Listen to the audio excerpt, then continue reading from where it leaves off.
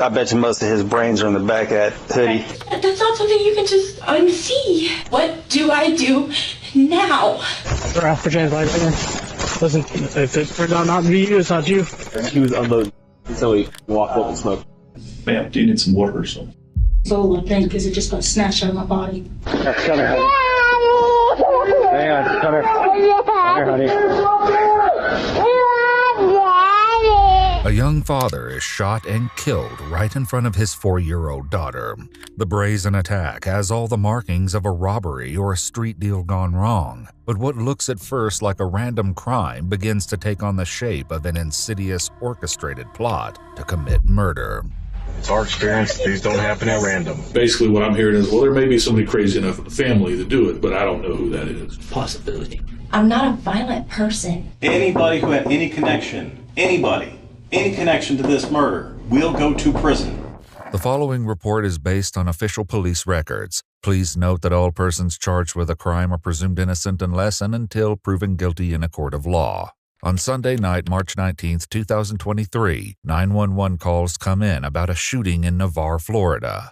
Sheriff's Office Emergency. Hello, I just got off the phone with a family member that said that they just saw someone get shot at the apartments we live in, Cayo Grande. I got very nervous when I started going down and I saw the man on the floor with blood. Okay. I stopped and I saw a man walking to the opposite direction. Okay, what did that man look like? I know he's white, tall guy, about 6 feet, but I didn't see his face. He just walked away. Oh my God, I'm sorry. I'm really nervous. No, you're fine. You are doing a great job. You have nothing to worry about, okay? Santa Rosa Sheriff's deputies swarm the apartment complex and quickly find their victim, along with a tragic bystander. Hey, who's in here? Is there anyone in here? No, Daddy. Okay. Daddy. It's okay. Come here. It's okay. Come here, honey.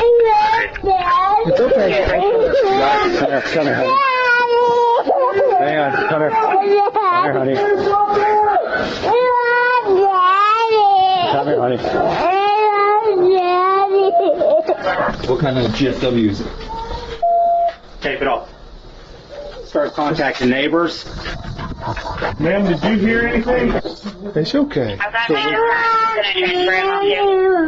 So Annie? Hey. Okay, come here. Hey, let's. Hey, where's mommy work at? Does she at work?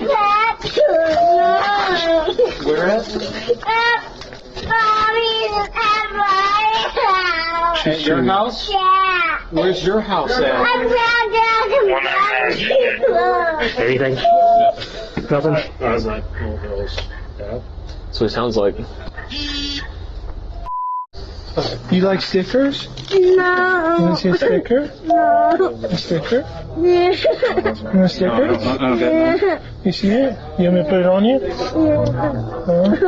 Okay, did you hear anything or see anything like that? We just heard, we were both outside. He's my husband. We just heard a gunshot.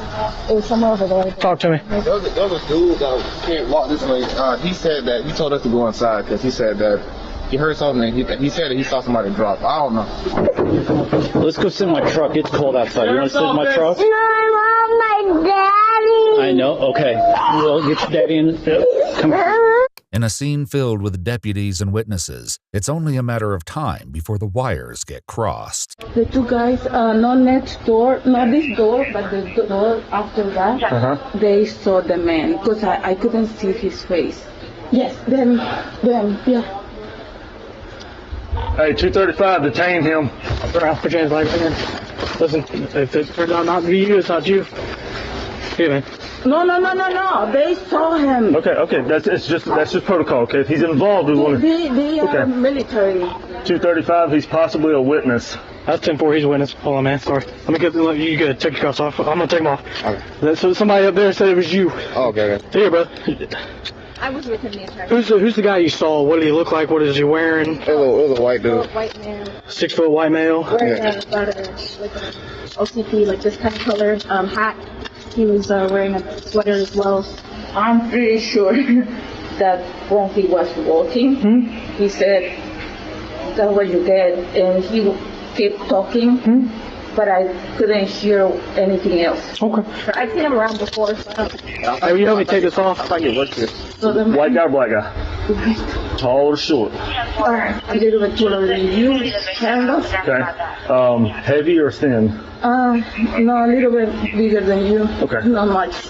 Meanwhile, the deputies attempt to do something that may be impossible: bring comfort to this little girl. Hey, baby. It's okay. Do you like Skittles? No. You don't like Skittles? You like these? Mommy. Mommy, okay. We'll get Mommy. We'll get Mommy. Okay. I know, baby. I know. We're going to try to get Mommy, okay? Okay. Nearby, deputies start knocking on doors. Have you guys heard anything in the last, 15 minutes? Yeah, I heard a gunshot. Pretty sure. Yeah. Okay. Sheriff's office. Sheriff's office. Hands. What's up, brother? Sorry. Can you come out? Did you hear anything that sounded loud like a gunshot? Yes. I thought it was my trash can popping. Sir, about 20 minutes ago. About 20 minutes ago, you heard what? Okay, ma'am. You're good. We got a situation, obviously. I got it. It's a situation with several dimensions, many of them heartbreaking. Hey, do you want me to see if somebody's got a teddy bear or something that she may want? I don't got nothing. I'll go see if somebody's got something. Yeah, I don't have anything either. Finding out who this little girl is and where her family might be found will first mean making a positive ID of her father. Colby Vinson. That look like the victim? Yeah. Shorter hair. The tattoos? Mm-hmm. Believe to be Signal 7, so we want you guys to put a lead on just to verify, but we're not cutting and all that other stuff. So we suspect a gunshot wound. Yeah. So. Go ahead with that, Brittany. I'm guessing in her head? In the back of the head. Yeah, you got blood spatter up on the door jamb? No. Have a close This? description or anything? That? Yeah. That's just paint. Is it? That's old paint. Hey, is that him? Looks like him. Okay. I just was trying to recognize him because obviously he's blue. I'd be willing to bet that's his car. He's got Toyota keys right next to him, sir. Looks like he was going inside the house. Somebody walked up, looking at the blood soak on his hoodie. It's all, it looks like somebody just shot him in the back of the head. I bet you most of his brains are in the back of that hoodie. Police confirm that the victim is 24-year-old Colby Vinson, but it's one of the few things about this crime scene that they're sure about. What's your instinct telling you? It's robbery. Why was he robbing though? His wallet. I have his wallet. In the doorway, there's some groceries and some frozen French fry stuff. So bags. fresh. That's his car there. He was unloading. So he walked up and smoked it. I'd be willing to bet it's dope. It's all dope related. He got a 420 chain in his. Yeah. It's definitely real. Police also reflect on what they've heard from witnesses about the suspect's demeanor following the shooting. They said they just pulled up on their motorcycles, heard the pop. Oh, that guy no. walked by and was like, hey, somebody just got shot. Oh, that's him. He did it. And then they said he won't. 100%. Yeah. This dude was cool, calm, and collected. Soon, a woman arrives at the scene who can perhaps shed new light on the victim. Are your grandparents or? She's grandmother. The baby's grandmother. Okay, I'll be right back. This is my best friend. Her kids live upstairs, and they just called me, told me that something's going on over here, and I just want to make sure that she's okay. The woman says that she's the child's maternal grandmother, and she was concerned that something like this was looming in Colby's future. I'm Rachel's mom. I'm grandma. Grandmother. Okay. What did he do? Can you tell me? Well, that's what we're trying to figure out here. What's your name, ma'am? Christy Moore. Is Colby okay? Colby is not okay. Colby is deceased. What? So that's why this is imperative that we try to figure out as much information about what's been going on with him lately. Oh my God. Have you witnessed this? I don't know. I haven't gotten that far. Oh my God. What's been going on with Colby lately? What has he been involved with? Who's he been talking to? Anything you know? Oh my God, to be honest with you, I haven't spoken to him in almost a year because we have been in a custody battle with him because he wanted her, but his lifestyle was not something that we really wanted with the court case, I don't know what happened there. It's all got screwed up. And What's going on with court? They gave him 50-50 custody after not seeing her for an entire year. This is the first time he saw her in a freaking year. Oh my God. And we even said it out loud to the freaking judge.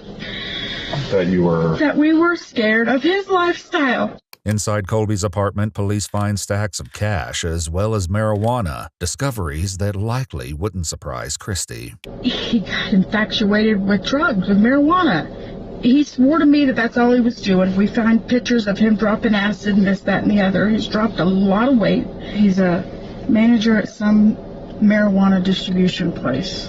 Okay.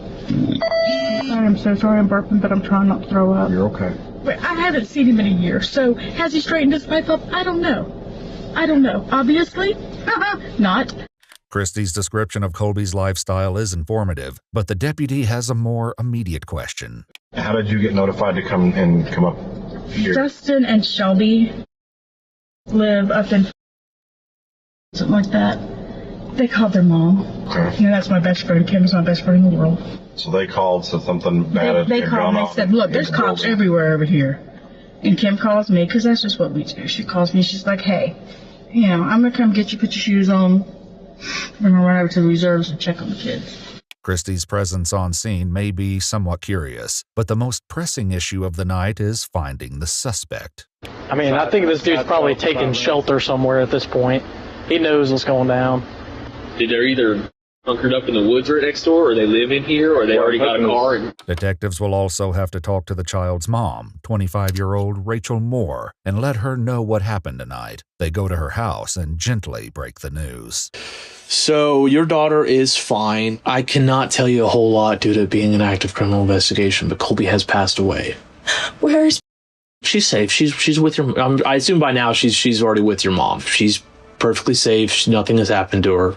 But Colby has passed away. Wow. I can't tell you that. Was she with him? I don't know all the details. Do you know of anybody that would want to hurt him? I don't... I've pushed him out of my life as far as possible. Sure. So, am I supposed to call somebody and tell them, like, hey, the week didn't work out, I have my kid back? Like, I would. What I would do is, you have a lawyer, right, for this? You got an attorney for the child custody? Yeah. Yeah. Just let your lawyer know. This investigation is still in its infancy, but the detectives find the timing of this custody dispute more than a little coincidental. It's our experience that these don't happen at random. In regards to custody, is there anybody that would have wanted to harm Colby in regards to that? No, none of us liked the idea, but none of us have actually hurt him. I mean, that's ridiculous. The next day, the detectives will bring Christy and Rachel to the station to determine whether this possibility is so ridiculous after all. But tonight, there's one last notification to make. Are you the father of Colby Vinson? Stepfather. Surprise? Okay. With Megan here? Yeah, she's been supposed. Okay. You come in and talk to her for a minute? Is everything okay? No, it's not. After a night of unthinkable tragedy, the detectives begin the next day trying to understand the dynamic between Rachel and Colby. So can you explain the relationship that Colby and Rachel had before they split? Before they split? I mean, it was nice, I guess. I got lied to for a lot of it, but...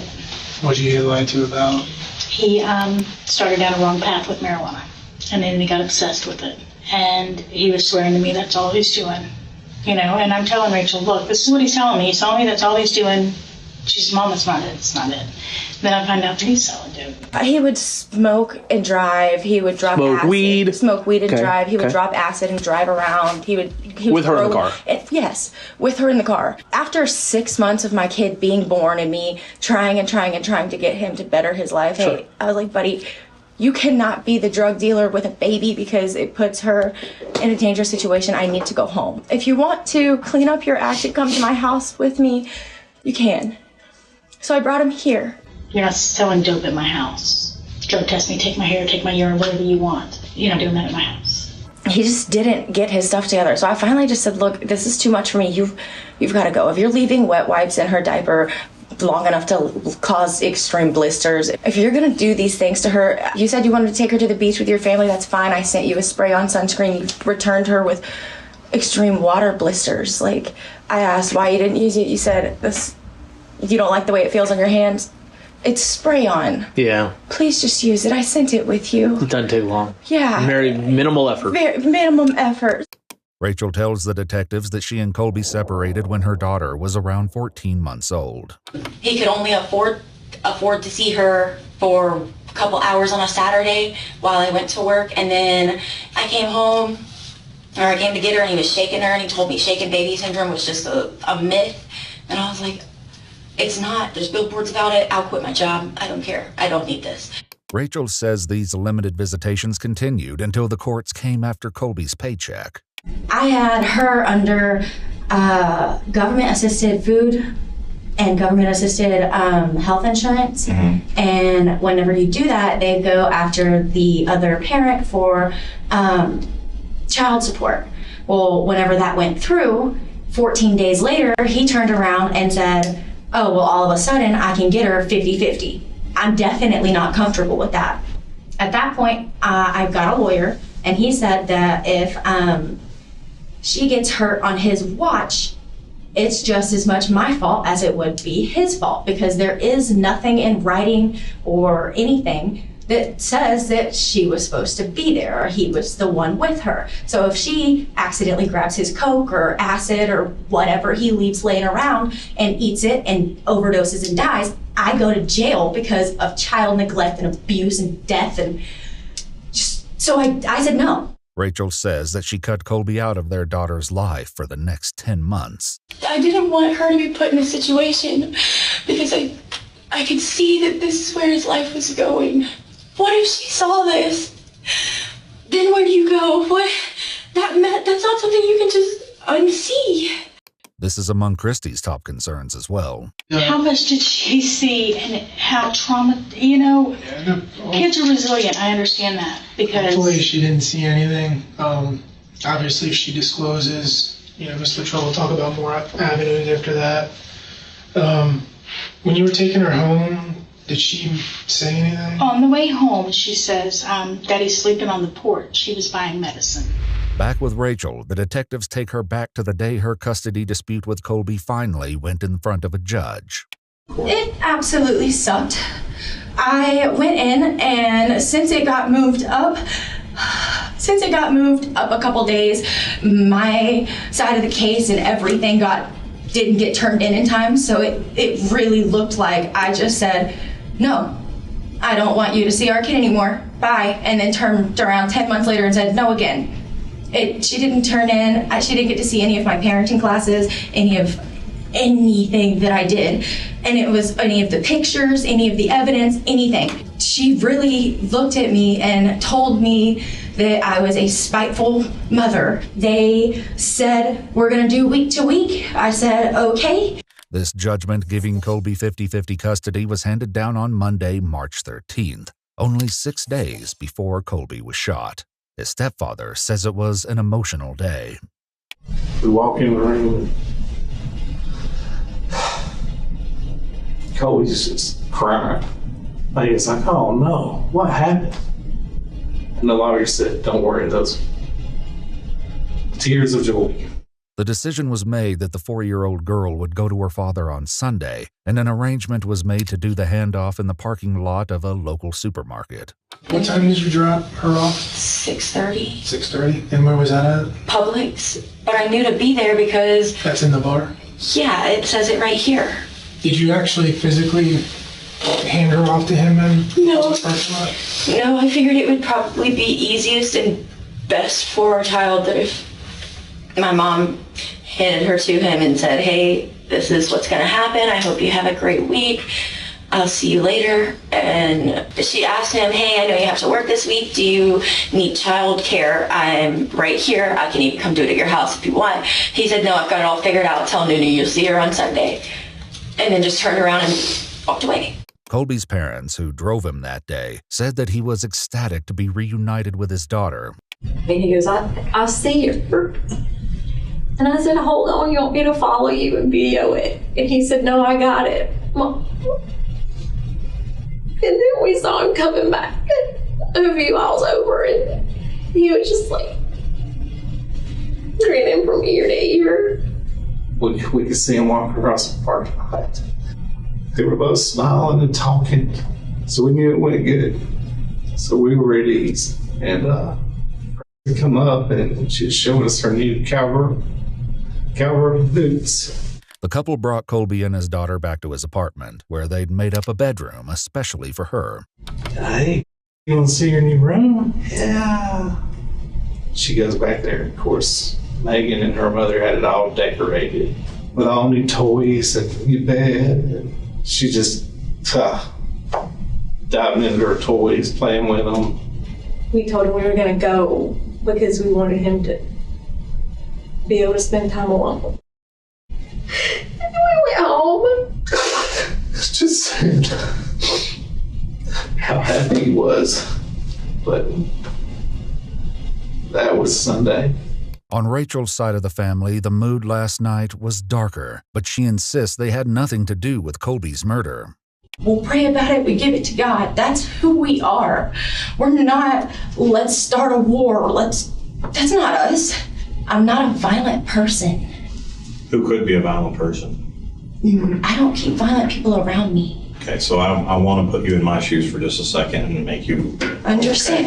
Okay. Well, and this is why we're trying to clear out as many people as we can and talk to as many people as we can, and this is why. Okay, so we'll start with going back to court. Okay, obviously this has been a long standing court battle, and it did not go in your favor.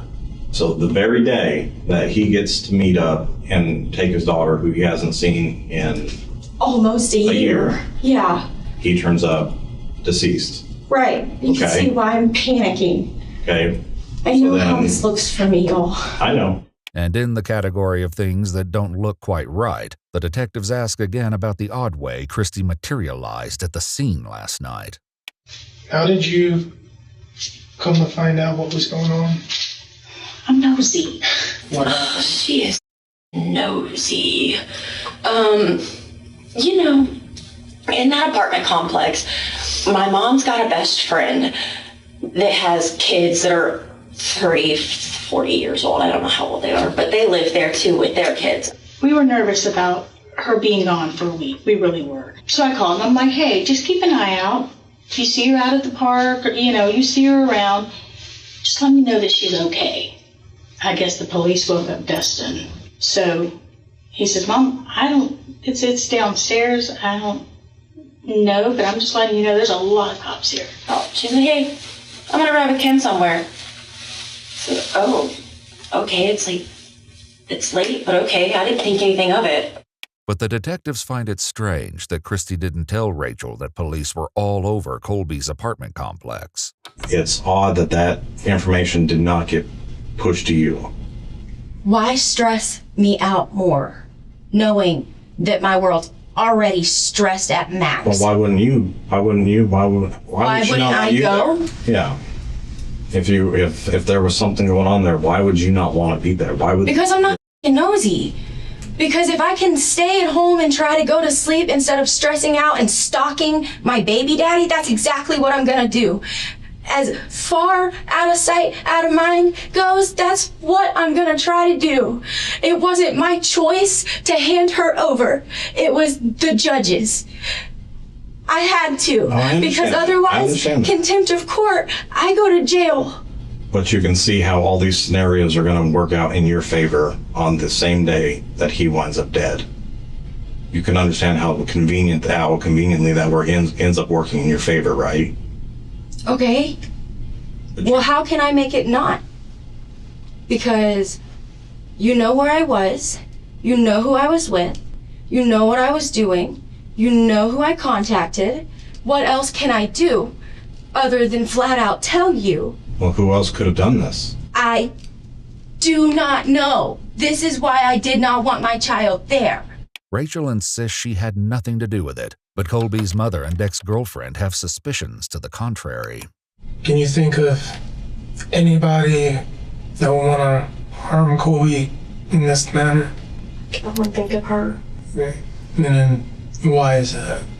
Because she didn't win. Whenever he told me he got custody of her, I, like, in the back of my mind was, like, really scared for him because I knew how much, like, she wanted to be in control over the whole situation. I don't know why, but I just felt like something was gonna happen to him, but I tried not to, like, think about that. Rachel's fiance was posting pictures with guns and money and stuff on his Instagram and then set it to private just recently.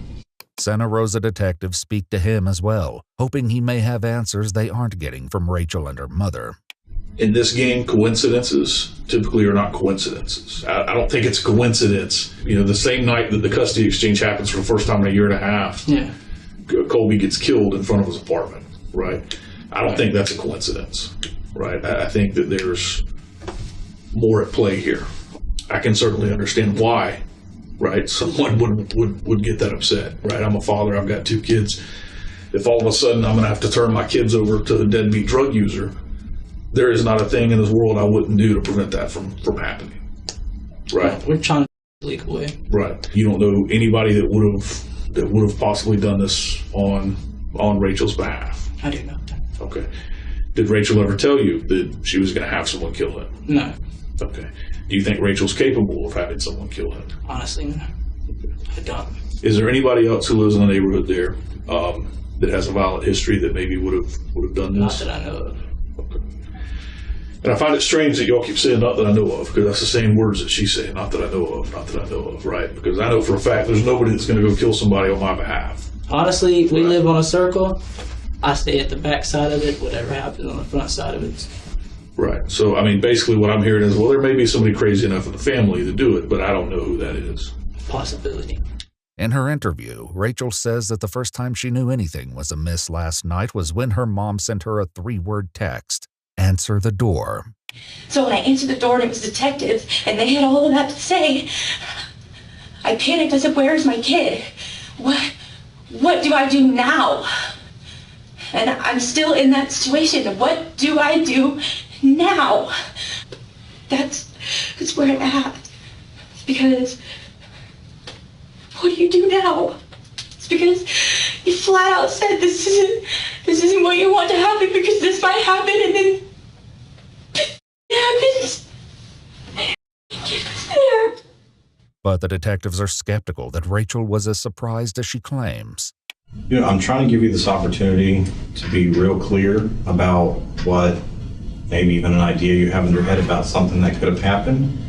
And the reason why I say that is we have a picture of the person who did this. I don't want you to be caught off guard if it turns out it's someone you know. Because if it does turn out that you're withholding information and our investigation leads to you withholding information, then how would that work out? But I don't know. In favor. The investigators take her phone. When she steps into the hallway to complain, a detective lays out some hard facts. They know exactly who killed Colby, and furthermore, they know that she's been communicating with the killer. Her response is to become silent and stare at the floor. I know it was something to do with her. I feel like she was really upset that Colby won custody. Her and her mom are buried, like, not good people. And I feel like, I know they probably did that. The detective tells Rachel that they know she reached out to her former stepfather in Alabama, a man named Jason Curtis. The detective invites Rachel and her mother to go back into the interview room, where the two have a brief but intriguing exchange. Oh, he knows. He knows. I'm gonna say that she's called me and I called in. Did you tell your mom what's going on? No, I figured I could tell us all at the same time. Okay. Is this something I need to sit down and Yes. throw up? Yeah, you might. I'm gonna sit on the ground before then. Okay. Would you like me to grab you a trash can, ma'am? That probably wouldn't be a bad idea, so Tom fits into probably lose my chance. But as Christy struggles to keep it down, her daughter starts coughing it up. I called Booger on Monday and told him about the court date with Jason Curtis. And I was panicking then, and he told me not to worry about it, that it wouldn't be something that you gotta worry about. Thank you. And I messaged him, told him everything that was going on.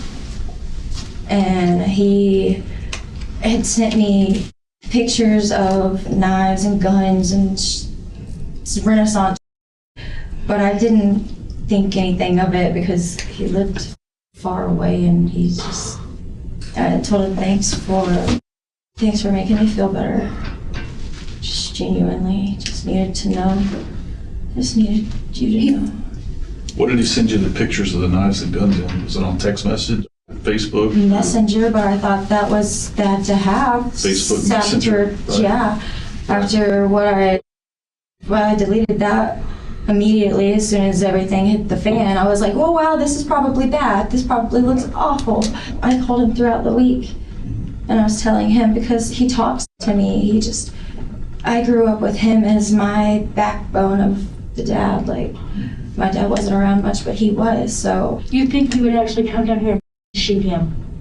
I don't know, but he did tell me not to worry about it. And he called last night and said that I don't have to worry about it and everything's fine. And what did you say? What are you talking about? Huh? He said, yeah, you don't have to worry about it. It'll be fine, but I gotta go. And he just hung up. No, but I gotta go. I gotta put my in the wind. Gotta go. I was like, and that's what he told you? Yeah, I was like, what? Ma'am, are you okay? Do you need some water or something? No. Ma'am, do you need some water or something? I don't know what I need right now. My soul, I think, because it just got snatched out of my body. These are disturbing revelations, but there's still much about this case that remains unknown.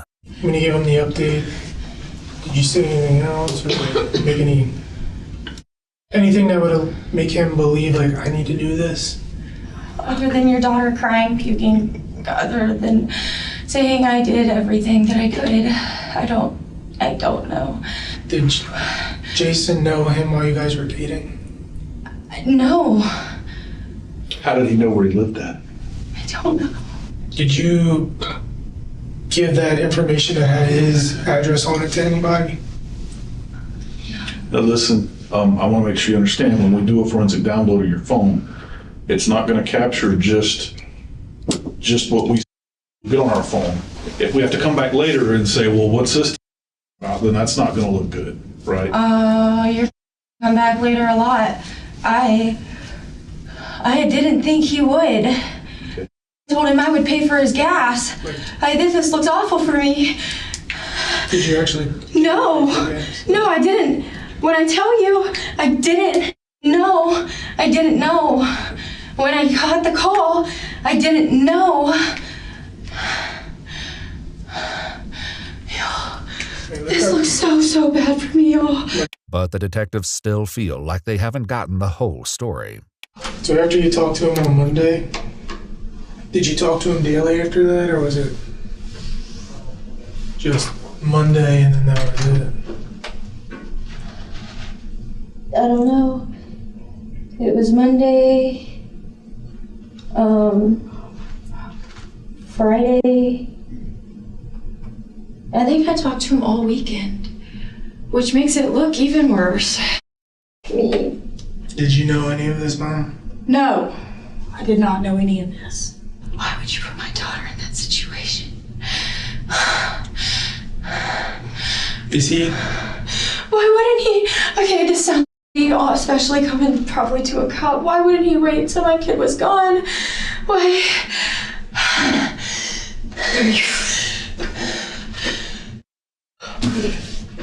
Do you all know him to be violent in nature like this? Booger, yes. I would never think that he would actually kill somebody. The detective showed up at your house and told you that I wanted to puke. Colby was killed. I immediately asked where my kid was, if she saw anything. I thought, I didn't know what happened. I didn't know if she had said anything. I thought, oh my God, how could you do this to her? How could you do this to me? What's the situation you're gonna put us all in? I panicked.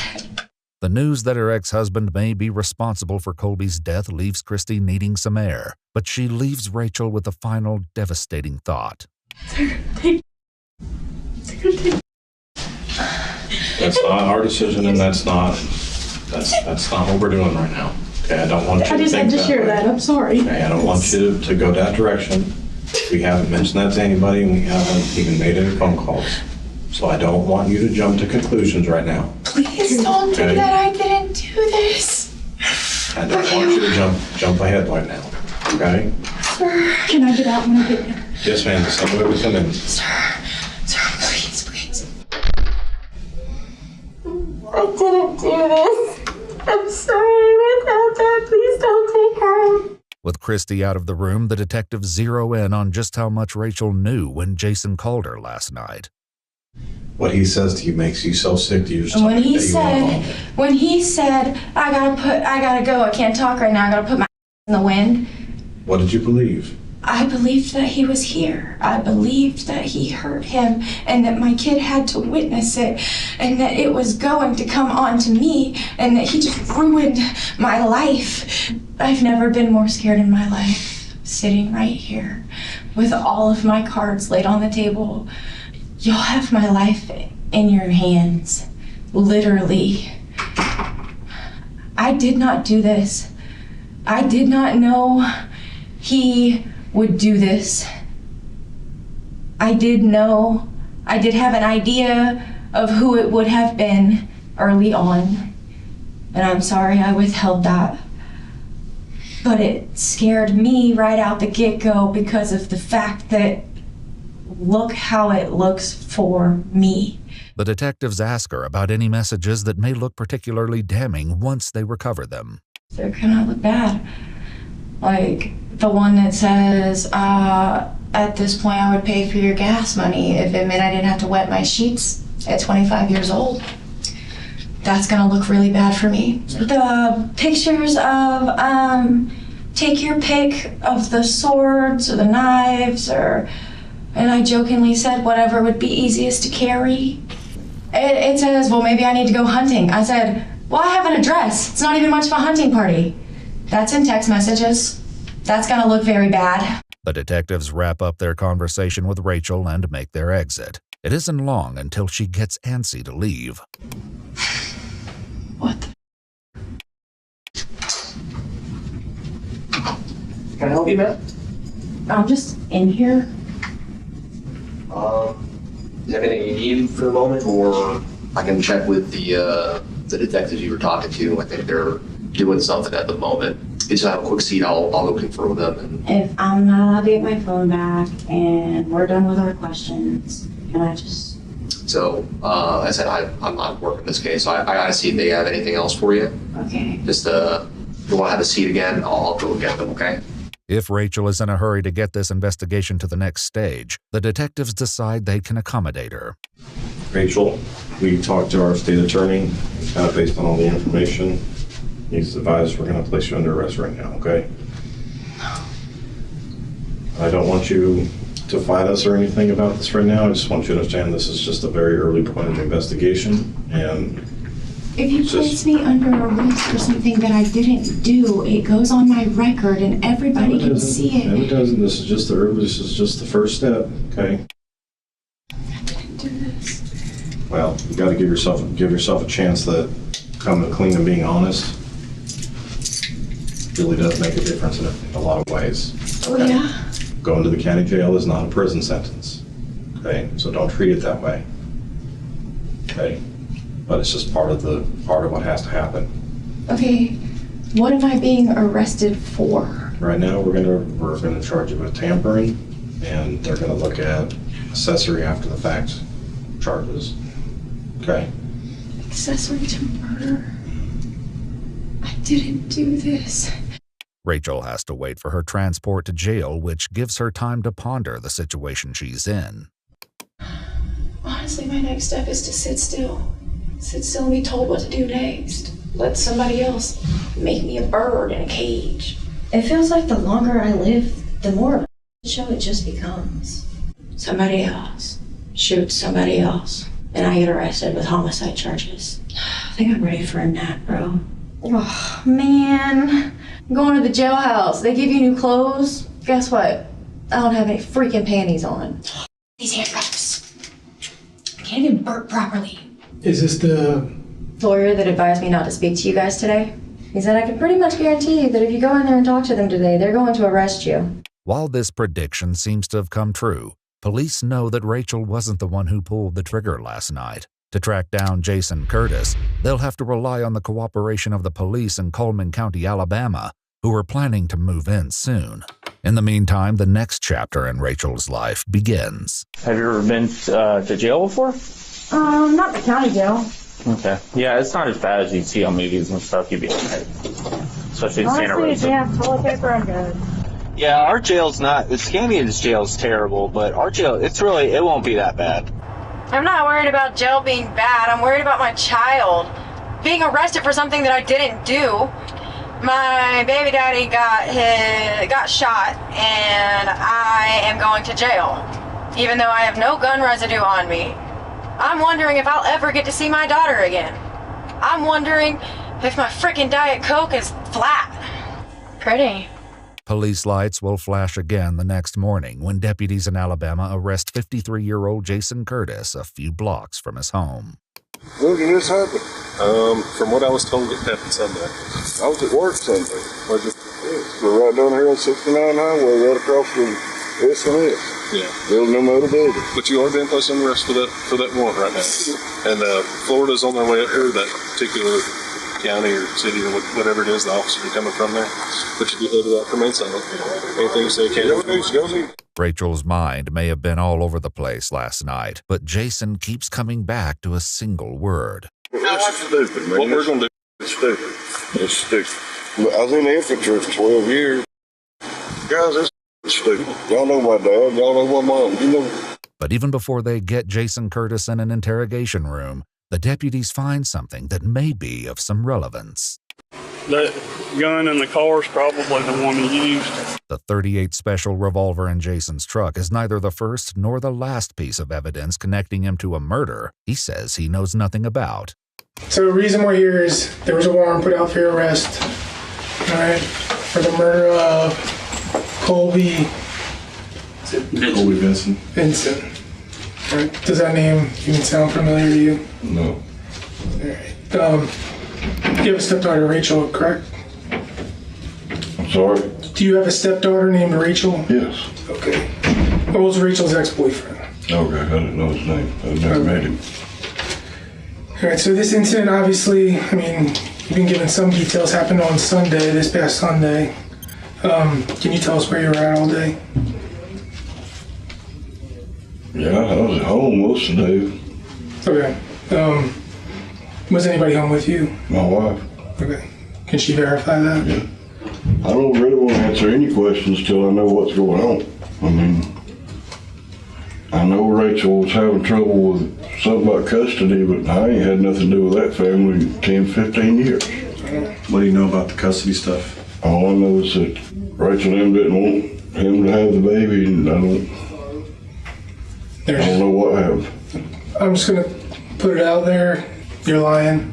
I can tell. I was home that morning. Because we already talked to your wife. Yeah. We did go to Florida. Okay. And what time did you guys go to Florida? I don't remember what time of the day it was. Is that around lunchtime, I guess? Jason's new admission that he traveled nearly 300 miles to Florida on Sunday matches the story told by his girlfriend, Angela Fawcett. But I miss the beach so much, and I talk about it all the time. And so it was like spur of the moment.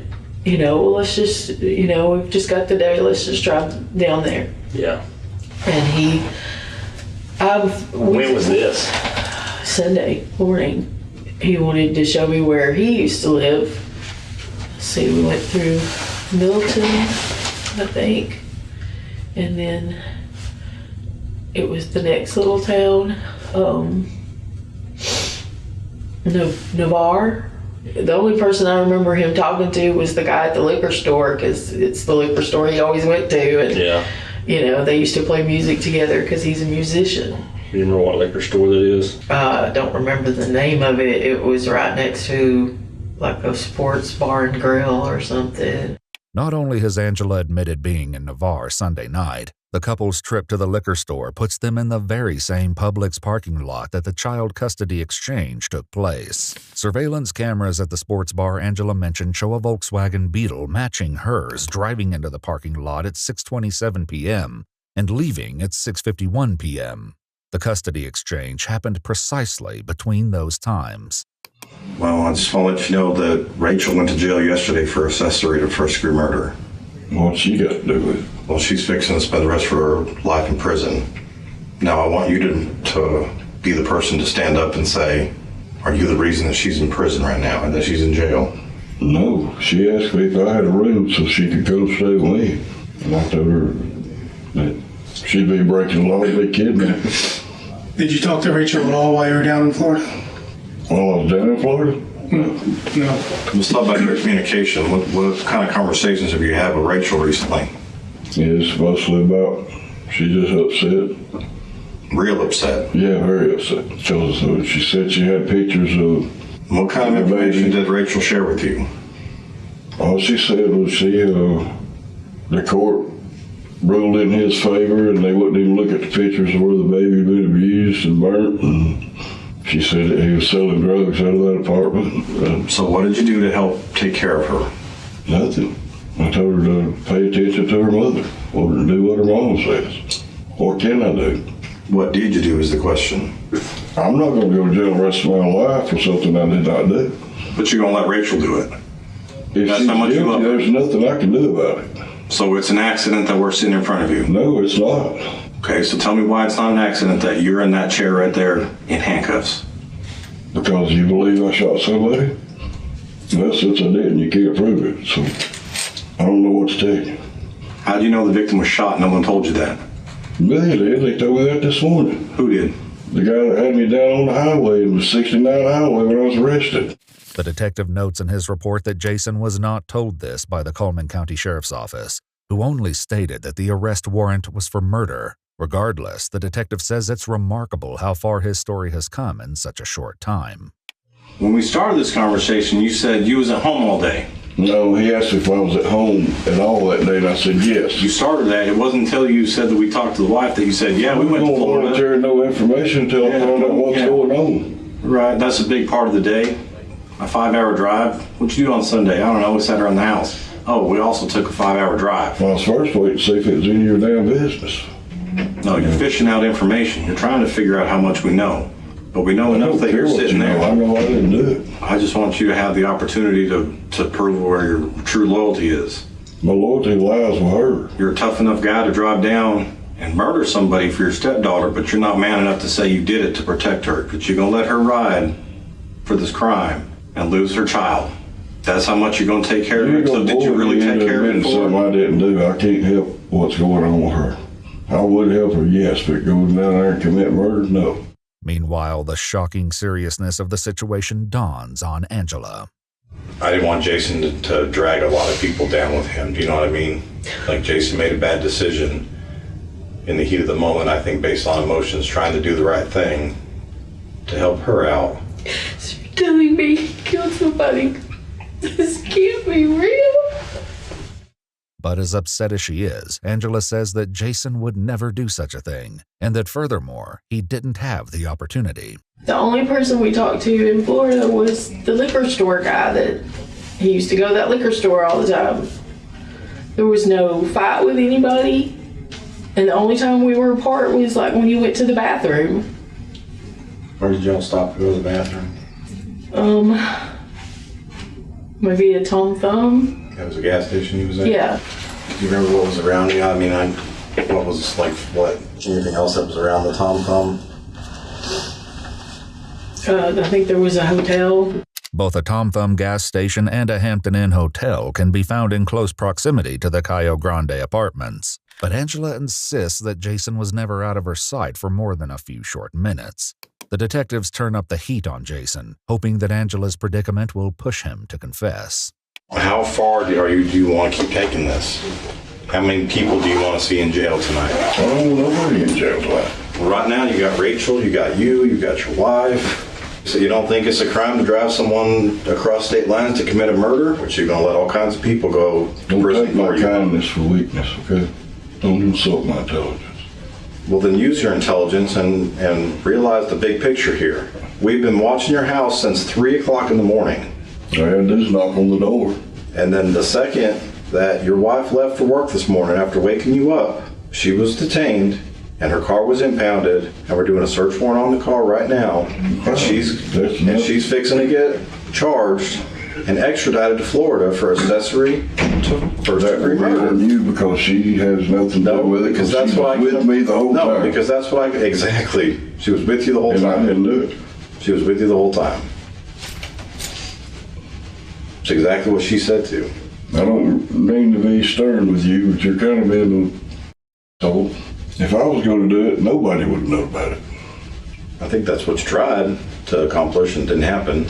So talk about sending her a picture of a choice of weapons, swords, knives, gun.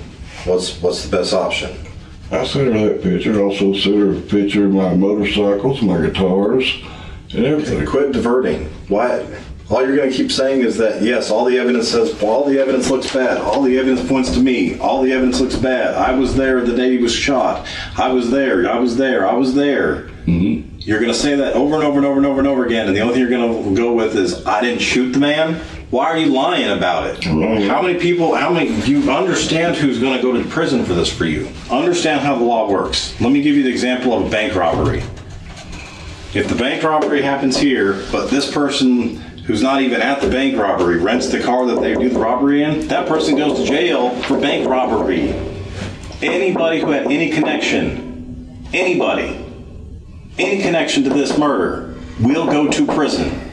Maybe you could just own it for a minute. I didn't kill the man. I don't want to save your wife. Okay. Fine.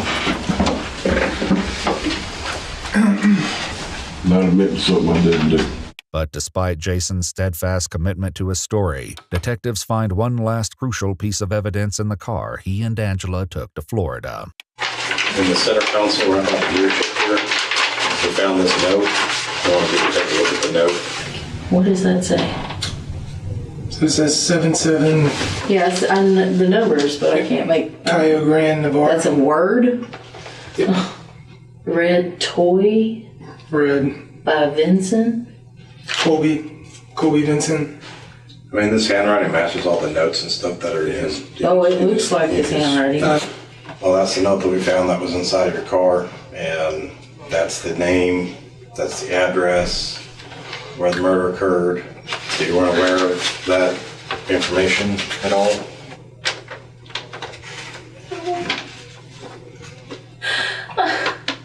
I love him. I can't believe this, and I'm not going to. Are you upset because he got caught, or are you upset because you didn't know this was happening? You didn't know this happened kind of in front of you. I'm not stupid or anything. He killed the person whose name is on that piece of paper, who drives that car, who's in the presence of that little girl. He wouldn't do that. He 100% did that. A couple months later, detectives get their first real look at the data from Jason's cell phone. It locates him at the Cayo Grande apartment complex from 7:56 p.m. to 8:30 p.m. on the night of the murder. It shows him returning to the parking lot at 8:45 p.m. before leaving again at 9:39. The police report states that the shooting was reported to the Santa Rosa County Sheriff's Office at 9:43 p.m. I know Rachel did not shoot that man, and I didn't, so what am I supposed to say? A ballistics test later matches the bullet that killed Colby to Jason's revolver. No, I'm going to end up my damn court going down set free, and I'm going to look at you and I'm going to say, owe me an apology. Jason is charged with murder, and as the detectives warned him, he wouldn't be the last to wind up in handcuffs. You guys have your IDs on you? One of you, Christina Moore? Yeah? Is that you? Yeah, All right, can you step out and talk to me real quick? What? I mean... Just step out with me right quick, okay? Go ahead and step out with me, okay? Can you turn around and put your hand behind your back for me? Hang on, and I'll let you know. Just hang tight. Please don't hurt me. I'm not going to hurt you. As long as you don't pull away from me or anything. She has a warrant for her arrest. For what? Accessory after the fact. What the actual... Capital felony. What? Money's in the safe. And call Keith. I believe it's a $150,000 bond. $150,000 bond for what? She'll see when she gets to the jail. In their investigation, police found that an account belonging to Christy Moore transferred $100 to Jason Curtis using the Walmart payment app on the day of the murder. Perhaps not coincidentally, Rachel sent her mother $100 through Cash App that same day. My God, y'all come in 3 deep to arrest me?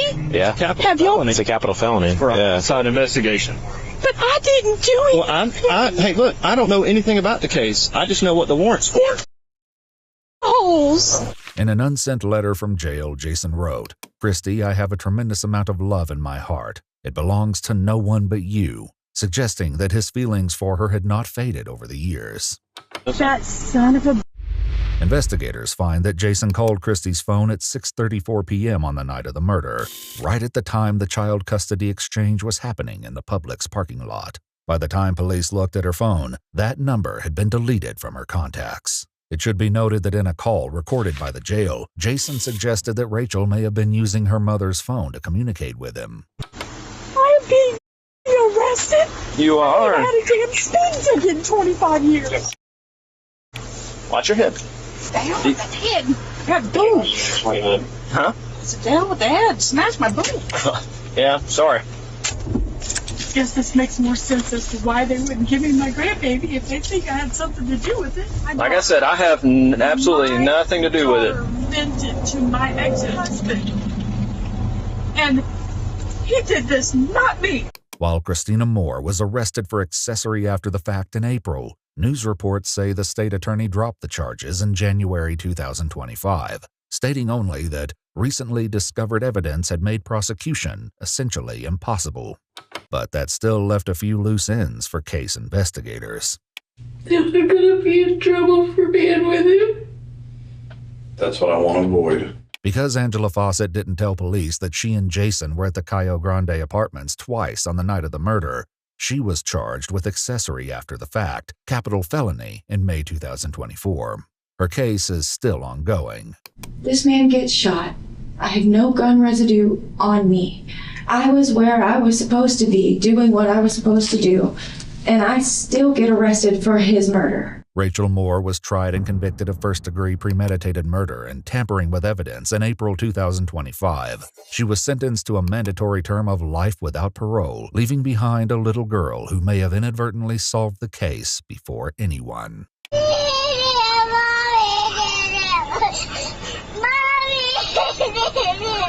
Mommy did it? Mommy did what? She didn't say that. The man believed to have pulled the trigger that night was also charged with first-degree premeditated murder. In May 2024, Jason Lane Curtis was convicted and sentenced to a term of natural life in prison. According to a victim impact statement written by Colby's grandfather, the innocent young girl who was only 4 when this nightmare unfolded in front of her eyes was adopted by Colby's mother, Megan.